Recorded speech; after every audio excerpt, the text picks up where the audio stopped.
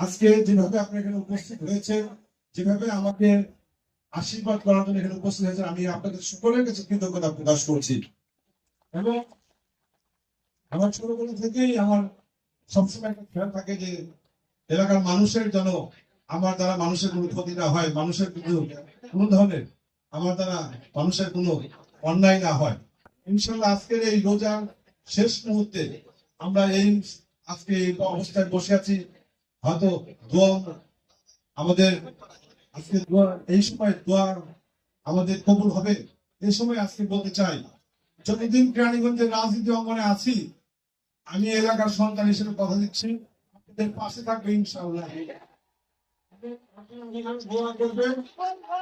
বিশেষ করে আমাদের নেত্রী, যে নেত্রী বাংলাদেশের মানুষের জন্য নিজের জীবন উৎসর্গ করেছেন, সেই নেত্রী দেশনেত্রী বেগম খালেদা জিয়া, আমরা আশা করছি যে কিছুদিনের মধ্যেই বাংলাদেশে আসবেন, তিনি বাংলাদেশের মানুষের পাশে দাঁড়াবেন এবং আমাদের আগামী দিনের নেতৃত্ব, বাংলাদেশের যে নেতৃত্ব নেবেন, যিনি এই জুলাই আগস্টের বিপ্লবের মূল যে চালিকা শক্তি ছিলেন, বাংলাদেশের আজকে একটি দৃষ্টান্ত স্থাপন করেছেন, দেশের বাইরে থেকে সারা বাংলাদেশের মানুষকে জাগ্রত করে এই স্বৈরাচারী ফ্যাসিস্ট সরকারের পতন ঘটেছেন, সেই তারুণ্যের প্রতি জনাব তারেক রহমান বাংলাদেশে আসবেন ইনশাআল্লাহ।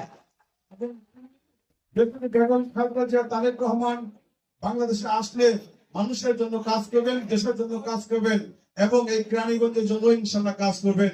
শহীদ হোসেন জিয়া রহমান এই বাউবাজার ব্রিজের ভিত্তি স্থাপন করেছিলেন, কেরানীগঞ্জে প্রায় 7 বার এসেছিলেন, বেগম খালেদা জিয়া 7 বার এসেছিলেন। ইনশাআল্লাহ আমরা আশা করি যারা তারেক রহমান বাংলাদেশে যখন নেতৃত্ব দেবে, তখন এই কেরানীগঞ্জের ভবিষ্যতে ইনশাআল্লাহ পরিবর্তন হবে এবং আমরা কেরানীগঞ্জের মানুষের যে অবহেলিত মানুষ, কেরানীগঞ্জ একটি পরিকল্পিত শহর হিসেবে গড়ে উঠুক। এই কেরানীগঞ্জ একটি আজকে ঘনবসতি এলাকা, এইটা পরিকল্পিত হবে একটি শহরে রূপান্তরিত হোক। সেই জন্য আমি একজন কর্মী হিসেবে কেরানীগঞ্জের মানুষের পাশে থাকতে যেহেতু মনোনয়ন হবে, দোয়া হবে আমাদের নেতৃত্বের জন্য। আপনারা সেই দোয়া অংশগ্রহণ করে আমরা ইফতার মাহফিল ইফতার করবো। সবাইকে ধন্যবাদ জানিয়ে আমার বক্তব্য